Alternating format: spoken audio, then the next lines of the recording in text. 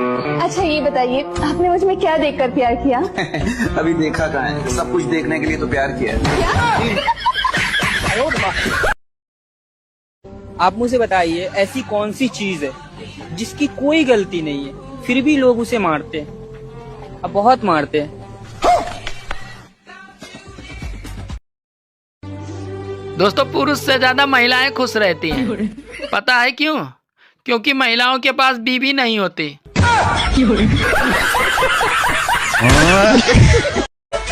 साला बीवी भी गजब की चीज है।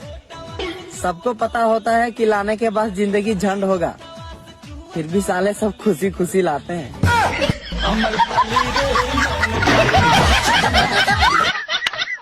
एक राजा ने अपने महल में गरीबों के लिए भोजन तैयार कराया, लेकिन दुर्भाग्यवश खीर में एक सांप गिर गया। किसी को भी इसका पता नहीं चला और वो खीर गरीबों में परोस दी गई और इसे खाने से सभी गरीबों की मृत्यु हो गई। ये देखकर राजा के होश उड़ गए। उसे लगा कि उस पर गरीबों की हत्या का पाप लग गया। पश्चाताप में वो अपना महल और राज्य छोड़कर जंगलों की ओर निकल पड़ा। उसने सोचा कि शायद तपस्या से उसे इस पाप से मुक्ति मिल सके। चलते चलते वो एक गांव में पहुंचा। गांव के चौपाल में बैठकर उसने पूछा कि क्या इस गांव में कोई ऐसा परिवार है जो सादा जीवन और भक्ति में विश्वास रखता हो।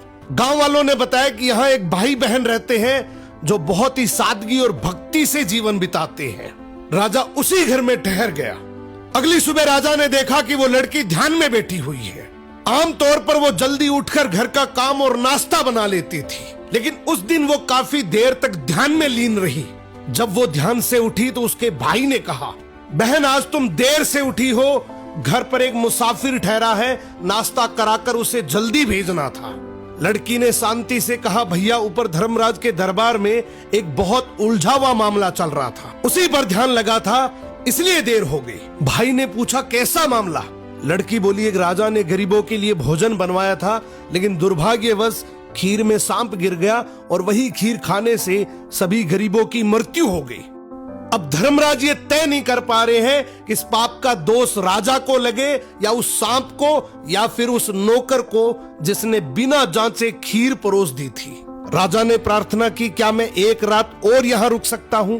भाई बहन ने अनुमति दे दी। उधर गांव की चौपाल में दिन भर लोग बातें करते रहे कि पता है फला राज्य के राजा ने अपने राज्य के गरीबों को हटाने के लिए उन्हें जहरीला भोजन खिलाकर मरवा दिया। बिना सच जाने लोग निंदा करते रहे। अगली सुबह लड़की फिर ध्यान में बैठी। ध्यान पूरा होते ही वो अपने काम में लग गई। राजा ने उससे पूछा, बेटी अब बताओ गरीबों की मृत्यु का पाप आखिर किसे लगा? लड़की ने शांत स्वर में कहा, वो पाप उन लोगों को लगा जो चौपाल पर बैठकर बिना सच जाने निंदा कर रहे थे। राजा की आंखें भर आई, ये जानकर कि वो इसका दोषी नहीं है। जिंदगी में याद रखना, दूसरों के पाप गिनने वाला इंसान अक्सर अपने सर पर सबसे बड़ा पाप उठा लेता है। एक राजा को जब पता चला कि मेरे राज्य में एक ऐसा आदमी रहता है जिसका सुबह सुबह मुंह देखने से दिन भर भोजन नहीं मिलता, इस हकीकत को जानने के लिए राजा ने एक रात उसे अपने रूम में सुलाया। अगले दिन राजा इतना व्यस्त हो गया कि उसे भोजन करने का टाइम ही नहीं मिला। क्रोधित राजा ने उस आदमी को फांसी की सजा सुना दी। फांसी के टाइम जब उस आदमी से आखिरी इच्छा पूछी गई तो उसने कहा, राजन जब आपने मेरा मुंह देखा तो आपको भोजन नसीब नहीं हुआ, लेकिन जब मैंने आपका सुबह सुबह मुंह देखा तो मुझे तो मौत की सजा मिली है। ये सुनते ही राजा का सर शर्म से झुक गया और भरी भीड़ में एक संत की वाणी बोली, बुरा जो ढूंढन में चला बुरा न मिलिया कोई, जो दिल खोजा आपना मुझसे बुरा न कोई। चार दोस्त 12वीं पास करने के बाद एक होटल में छोटी सी पार्टी कर रहे होते हैं और बातों ही बातों में चारों डिसाइड करते हैं कि आज से 40 साल के बाद आज ही के दिन 1 जनवरी को हम फिर से यहीं मिलकर पार्टी करेंगे, और हाँ, जो सबसे आखिर में आएगा सबका बिल वही पे करेगा। होटल का वेटर भी ये सब देख रहा था। कहने लगा, 40 साल बाद अगर मैं भी यहीं रहा तो आपकी ये पार्टी जरूर देखूंगा। ठीक 40 साल बाद पहला दोस्त होटल पहुंचता है तो देखता है वो होटल अब 5 स्टार बन चुका है। अब वहां पर सब कुछ बदल चुका है। तो एक शख्स उसे पहचान जाता है और कहता है, सर बैठिए, मैं आपको पहचान गया, मैं वही वेटर हूं जो अब इस होटल का मालिक बन चुका हूं। वो कहता है, क्या बात है। इतने में दूसरा दोस्त आ जाता है। दोनों की बातचीत शुरू होती है कि बिजनेस ग्रो कर गया, सब कुछ अच्छा चल रहा है। दोनों अपनी अपनी बातें शेयर कर ही रहे होते हैं कि तीसरा दोस्त भी पहुंच जाता है, लेकिन चौथा दोस्त अब भी नहीं आया। तो जो सेठ होता है वो कहता है आप ऑर्डर कीजिए, मेन्यू में खाना वगैरह सेलेक्ट कीजिए, इतने में आपका दोस्त भी आ जाएगा। अब खाना भी लग गया, वेट करते करते काफी देर हो गई।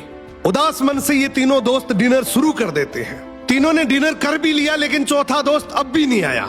अब जब बिल देने की बारी आती है तो कहते हैं कि विकास तो शायद बहुत बड़ा आदमी बन गया, हम सबको इग्नोर कर रहा है, चलो हम ही बिल पे कर देते हैं। जैसे ही बिल पे करने के लिए काउंटर पे पहुंचे तो काउंटर का मैनेजर बोला आपका बिल तो ऑलरेडी पे हो चुका है। अब तीनों अपने चौथे दोस्त के ना आने की शिकायत करते करते होटल से बाहर निकले ही थे कि तभी एक सरकारी गाड़ी वहां आकर रुकती है। उसमें से एक लड़का उतरता है और तीनों के पैर छूते हुए कहता है मेरे पापा टीचर बन गए थे, मुझे कलेक्टर बनाने के काबिल कर दिया, लेकिन अफसोस मेरे पापा आज से 1 महीने पहले ये दुनिया छोड़कर चले गए। उन्होंने आखिरी वक्त में आपके इस वादे के बारे में मुझे बताया था और कहा था कि जब तीनों पार्टी खत्म कर ले तो उसके बाद तू वहां जाना और पेमेंट वगैरह कर देना। लड़का हाथ जोड़कर बोला मेरे पापा अब इस दुनिया में नहीं रहे, उनका वादा पूरा करने के लिए मैं आया हूं। अब ये तीनों नम आंखों से रियलाइज करते हैं कि हम 40 साल बाद ही क्यों मिले, 40 दिन बाद क्यों नहीं मिले। स्वप्नों से हमेशा मिलते रहिए, इससे पहले कि कोई आपका अपना ये दुनिया छोड़कर चला जाए, क्योंकि आदमी सिर्फ एक पानी का बुलबुला है। अब ये रील टेक करो ऐसे दोस्त को जिससे आप काफी टाइम से नहीं मिले और अब उससे मिलना चाहते हो। एक सेठ से लक्ष्मी जी रूठ गई, जाते हुए बोली मैं यहां से जा रही हूं, अब मेरी जगह नुकसान आएगा, तैयार रहना, और अगर तुम जाते जाते मुझसे कुछ मांगना चाहते हो तो बोलो। सेठ बहुत समझदार था, बड़ी विनम्रता से बोला माता नुकसान आ रहा है तो आने दीजिए, बस मुझे आप एक वरदान दीजिए कि मेरे परिवार में हमेशा सुख शांति बनी रहे। लक्ष्मी जी मुस्कुराई, तथास्तु कहा और वहां से चली गई। अब उस सेठ की 4 बहुएं थी। कुछ दिनों बाद सबसे छोटी बहू खिचड़ी बना रही थी, उसने खिचड़ी में नमक डाला और अपने काम में व्यस्त हो गई। तभी दूसरी बहू आई और उसने खिचड़ी को बिना चखे ही और नमक डाल दिया और वो भी अपने काम में व्यस्त हो गई। ऐसे एक एक करते तीसरी और चौथी बाकी की 2 बहुएं भी आई, उन्होंने भी खिचड़ी को बिना चखे ही उसमें नमक डाल दिया। अब रात को सबसे पहले सेठ खाना खाने बैठा। जैसे ही उसने खिचड़ी का 1 चम्मच लिया, उसे महसूस हो गया कि इसमें बहुत ज्यादा नमक है और सेठ जी तुरंत समझ गए कि नुकसान आ चुका है। किसी से कुछ नहीं कहा, चुपचाप खिचड़ी खाई और चला गया। अब सेठ के बाद खाना खाने की बारी आई सबसे बड़े बेटे की। बेटे ने खिचड़ी का 1 निवाला लिया। उसने परिवार वालों से पूछा पिताजी ने खाना खा लिया, उन्होंने कुछ कहा? तो बाकी सबने जवाब दिया हाँ पिताजी ने तो खाना खा लिया, लेकिन किसी से कुछ नहीं कहा। तो बड़े बेटे ने भी चुपचाप खिचड़ी खाई और चला गया। ऐसे ही करके परिवार के बाकी सारे सदस्य एक एक करके आए, अपने से पहले वालों के बारे में पूछा, कुछ नहीं कहा, चुपचाप खिचड़ी खाई और चले गए। अब रात को सेठ जी सो रहे थे, सपने में नुकसान आया और हाथ जोड़कर बोला भाई मैं यहां से जा रहा हूं, मैं यहां नहीं रह सकता। तो सेठ जी ने पूछा क्यों, क्या हो गया? नुकसान बोला तुम सबने मिलकर 1 किलो नमक खा लिया, पर मजाल है कोई किसी पर नहीं चिल्लाया, किसी ने गुस्सा नहीं किया, सब शांत रहे। अब जिस परिवार में इतनी सुख शांति हो, आपस में इतना प्यार हो, वहां पर मैं नहीं रह सकता। निष्कर्ष कि जिंदगी है तो उतार चढ़ाव, दुख सुख, फायदा नुकसान सब चलता रहेगा, लेकिन जिस परिवार में आपस में लोगों में प्यार है, सुख शांति है, छोटे में आदर, बड़े में बड़प्पन है, उस परिवार का कोई नुकसान, कोई आपदा कुछ नहीं बिगाड़ सकती। एक राजा के राज दरबार में एक आदमी आया और बोला मैं पारखी हूं, मुझे आप नौकरी पर रख लीजिए। राजा बोला नौकरी पे तो रख लूंगा, पर तनख्वाह 1 रुपए नहीं दूंगा, सिर्फ 1 पाव गुड़ और घुंघरे मिलेंगे। पारखी बोला ठीक है हुजूर। कुछ ही दिन बाद राजा एक घोड़ा खरीद कर लाए। उन्होंने पारखी से पूछा बताओ इस घोड़े के बारे में क्या कहते हो? पारखी बोला हुजूर ये घोड़ा है ही नहीं, ये तो गाय है। राजा चौंक गए। उन्होंने घोड़े बेचने वाले को बुलाया।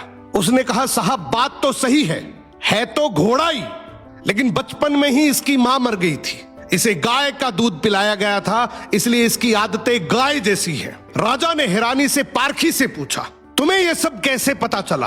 पारखी बोला हुजूर जब ये चल रहा था तो नीचे मुंह झुकाकर घास खा रहा था, घोड़ा हमेशा ऊपर गर्दन उठाकर खाता है, मैंने इसकी आदतों से पहचाना। राजा खुश होकर बोले आज से तुम्हें आधा किलो गुड़ और आधा किलो घुंघरे मिलेंगे। कुछ दिन बाद राजा ने फिर पूछा मेरी रानी कैसी है? बहुत प्रिय है मुझे। पारखी बोला, हुजूर आपकी रानी खानदानी नहीं है। राजा को विश्वास नहीं हुआ। उन्होंने ससुराल जाकर पूछा, वहां दादी ने बताया बचपन में इसकी माँ गुजर गई थी, पाला तो मैंने है मगर दूध इसे दाई माँ ने पिलाया है। राजा ने पारखी से फिर पूछा, रानी के बारे में तुझे कैसे पता? पारखी बोला, हुजूर इसके स्वभाव से खानदानी रानी में शालीनता होती है, मगर ये नौकरों पे चिल्लाती है, गाली देती है। इसकी आदतों से पहचान गया कि ये खानदानी नहीं है। अब राजा बोले, चलो मेरे बारे में बताओ। पारखी बोला, जान की माफी दे तो बताऊं। राजा बोले, माफी है, सच सच बताओ। पारखी बोला, आप राजवंश के नहीं हैं, आप मुझे भड़बूजे लगते हैं, गुड़ और भंगूरे सेकने वाले। राजा घबरा गए, जाकर अपनी माँ से पूछा, माँ सच बताओ वरना मैं मर जाऊंगा। माँ रोते हुए बोली, बेटा बात तो सच है, जिस दिन तू पैदा हुआ था उसी दिन महल के पास एक भड़बूजे का भी बेटा पैदा हुआ था। तू मर गया था और मैंने राजवंश बचाने के लिए उसके बेटे को लिया, वो तू है। राजा ये सुनकर दुखी भी हुए और खुश भी हुए। इंसान की पहचान उसके चेहरे, कपड़े या खानदान से नहीं होती, उसके चरित्र से होती है। किसी को भी केवल उसकी शकल, सूरत, पद या घर देखकर मत परखो, उसकी आदतें, उसका व्यवहार ही उसका असली परिचय है।